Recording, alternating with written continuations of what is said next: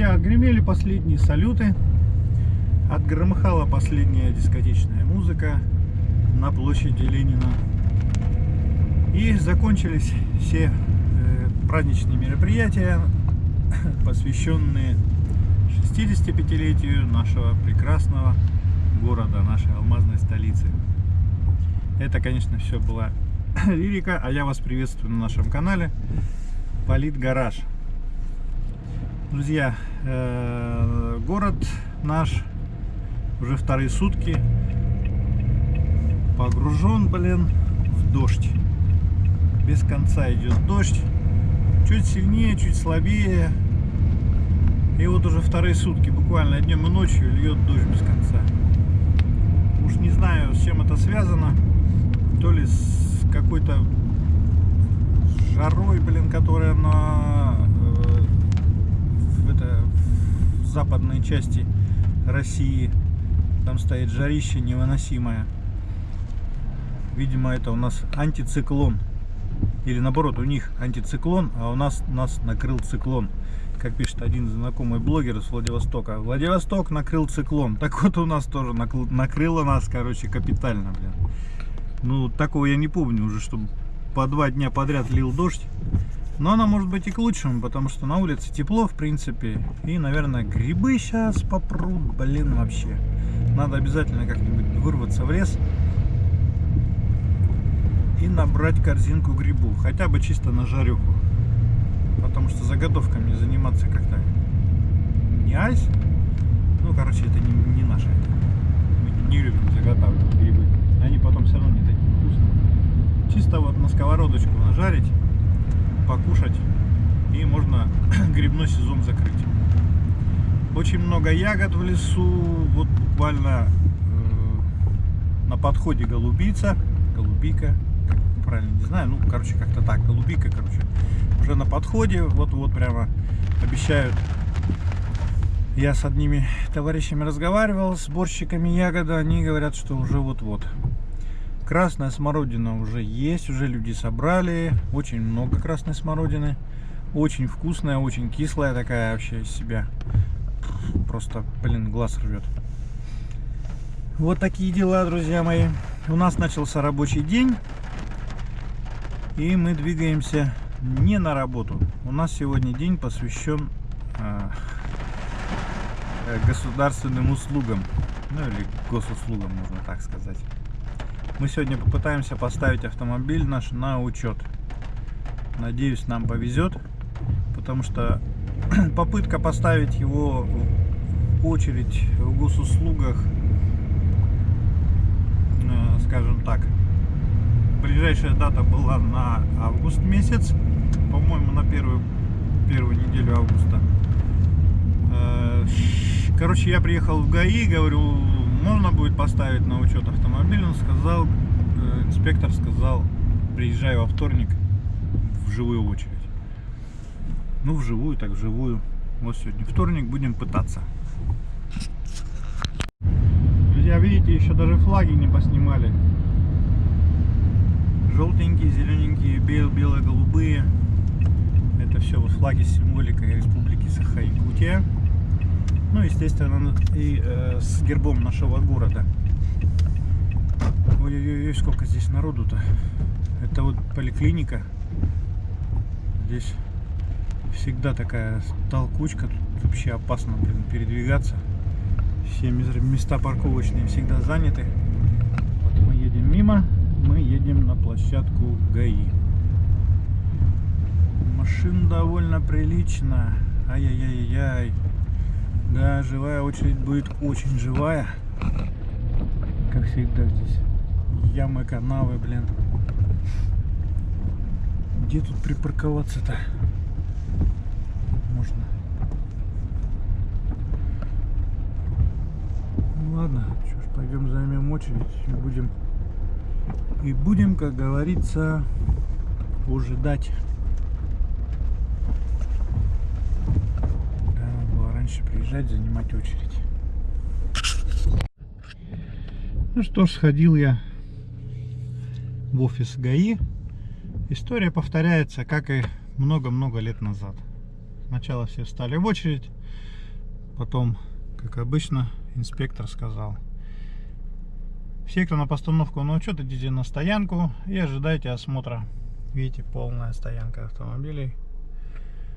Ожидайте осмотра автомобилей, протирайте номера, открывайте капоты и ждите. Ничего не поменялось, короче, я так понимаю, что вряд ли что-нибудь поменяется. Ну все, дорогие мои друзья, наконец-то, блин, вот прошел весь день, пока я наконец и получил свои долгожданные номера.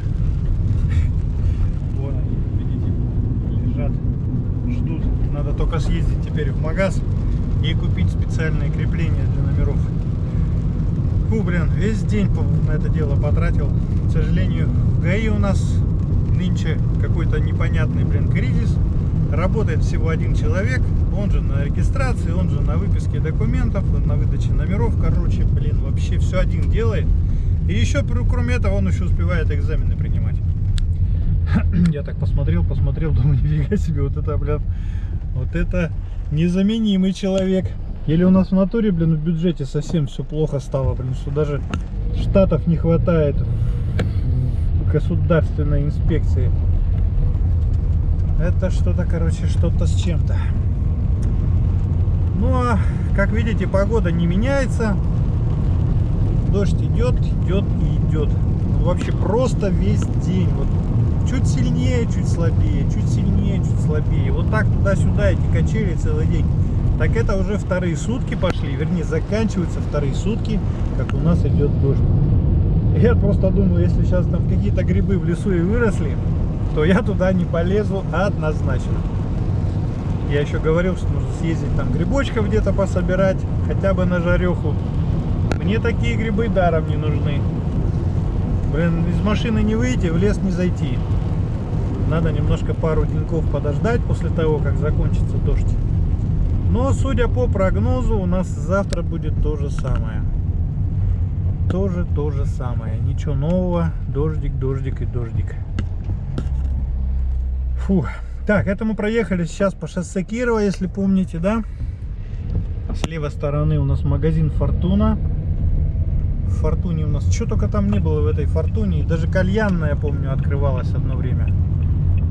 Да, там была кальянная. И пив-бар был.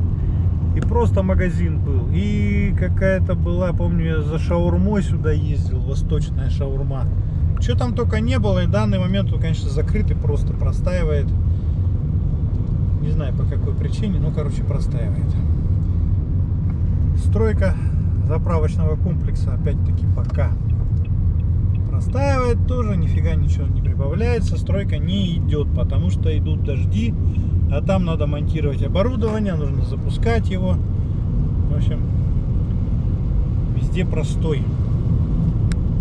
Простой не только в компании Алроса, там на 2/3 людей выгоняют, а просто и некоторых просто так выгоняют. А еще и простой, видите, даже в коммерческой структуре везде. Магазин Японец только что проезжали, закрыт на карантин. Не знаю по какой причине тоже, но его закрыли. Может быть, там люди, кто-то заболел. Все-таки магазин большой, постоянно, блин, большой поток людей, общение с клиентами и так далее. Ну вот как-то не очень. Так, мы сейчас едем в магазин Рубин. Будем покупать крепления для номерных знаков. Да, он единственный магазин, который работает до 8 вечера. Сейчас мы в него зарулим. Вообще один из самых популярных магазинов в городе. Есть практически все запчасти. Так что если кому что-то надо, вот обращайтесь. Такой ключик меня попросили купить. Без него прям как без рук. На 18 трещотка. Ну и естественно мы теперь на номерах. Смотрите, завидуйте, у нас какие красивые номера. 409 МКН. Ну все, теперь можно спокойненько передвигаться по городу. Теперь мы не нарушители общественного порядка. Мы теперь на номерах. Поэтому все, едем, смотрим, снимаем. Ну вот, теперь как-то совсем по-другому ощущается, блин, что вот когда есть у человека номера на автомобиле, это как-то немножко добавляет какой-то уверенности, что ты теперь полноценный водитель полноценного автомобиля. Без номеров как-то все время стремаешься, как-то ездишь, думаешь, блин, сейчас гаишники остановят. Потому что я уже, блин, грубо говоря, 2 недели без номеров, начиная от самого Якутска. Вот, хоть там 10 дней дается, но они уже давным-давно просроченные. В общем, процедура такая, блин, загадочная, потому что мы записывались сначала, как я уже рассказывал, да, что мы сначала на госуслугах записались. Это только на конец августа, на середину августа месяца можно было получить, зарегистрировать автомобиль.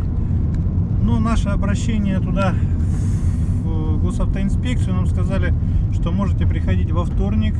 И под полную пошлину мы вам, короче, то есть, ну это вот госпошлина, полностью 2800 рублей, 2850, по-моему, стоит вместе с номерами, с постановкой на учет, то есть без 30% скидки. И в живой очереди по вторникам они ставят на учет весь автотранспорт. Единственное, конечно, это все затянулось немножко, ну не как обычно, допустим, 30 минут, по-моему, они делают всего лишь регистрацию автомобиля. А это мы сдали номера в 11:30 и получил я их в 17:30. Ну, маленько без номеров и вообще без документов покатался по городу. Ну, ничего страшного. Главное, что теперь все нормально. И на удивление в этот раз мне с первого раза... Опа, это мы в магазин. Айсберг подъехали. В этот раз мне с первого раза, блин, без ошибок выдали свидетельство о регистрации автомобиля. И даже нигде ничего не ошиблись. То у меня всегда мне не везет. Все время у меня, блин, какие-то ошибки, блин, в регистрационных документах. То, блин, то не номер не тот, то, блин, занесут ошибку в фамилии или еще что-нибудь. Ни разу такого не было. Сейчас проверил, блин, слава богу, все нормально. Так, все, сейчас мы забежим за свежим хлебушком и продолжим. Так, тут у нас продукты-то подешевели, нет? Бананы 120 рублей стоят.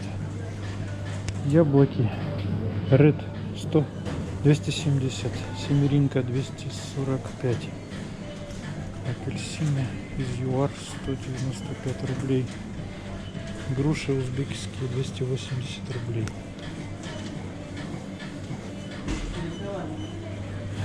Картофель свежий из Киргизии 100 рублей. Огурец 70 рублей. Это не стандарт. Так, ну, наверное, бананов возьмем свеженьких.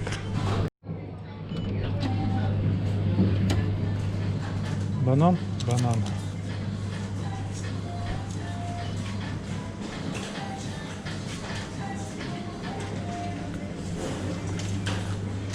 Так, огурец у нас по 286 рублей. Свежий огурец 110 рублей. Помидоры Забакана 145 рублей. Свежий арбуз 80 рублей. Черешня свежая 366 рублей. Так, ну вроде как фрукты и овощи мы поснимали. Смотрим мясо. Посмотрим, что у нас поменялось в мясных. Курочка замороженная.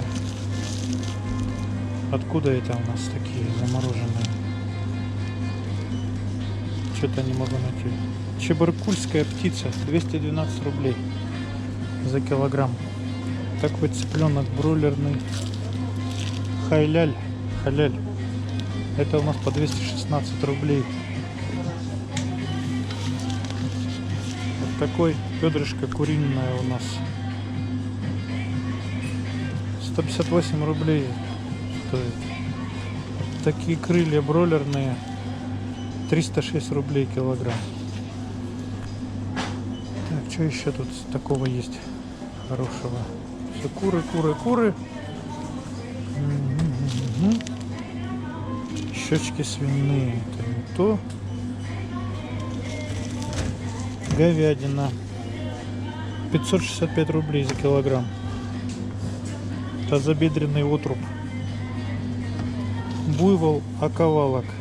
Индийский. Нифига себе, из Индии уже стали возить. 515 рублей. Так, и это что у нас тут? Лопатка свиная. 382 рубля за килограмм. Корейка свиная. 390 рублей. Набор для хаша. Свинина индийская. 165 рублей. О! Сало воронежское. 330 рублей. Ну вот основное поснимал все продукты. Ну вот молоко Скоморошкино 70 рублей стоит. Вода литровая 5 литров 85 рублей. Ну все. Главное, основные продукты заснял. Так, и вот такие вот булочки кукурузные. Я всегда их покупаю. Либо одну большую, либо 4 маленькие. По 12,35. 12 рублей 35 копеек каждая. Ну и все, в принципе. Блин, все еще продолжается этот масочный режим. Цены на основные продукты, питание, молочка, фрукты, овощи, также, что там еще, мясо, кое-какие, такие мясные продукты. И, ну, давненько ничего уже не снимал, нужно вот держать вас в курсе, что почем, как меняются цены, может они вообще не меняются. По мне так они не меняются вообще, по-моему, только дорожает все, независимо от коронавируса там или еще что. Ну и все, в принципе, на сегодня мы заканчиваем наш обзор. Я думаю, что вам все это было интересно. Если было неинтересно, пишите, ставьте дизлайки. Если интересно, значит ставьте лайки. Не забываем подписаться и обязательно переслать всем своим друзьям, знакомым, родственникам. И пока-пока.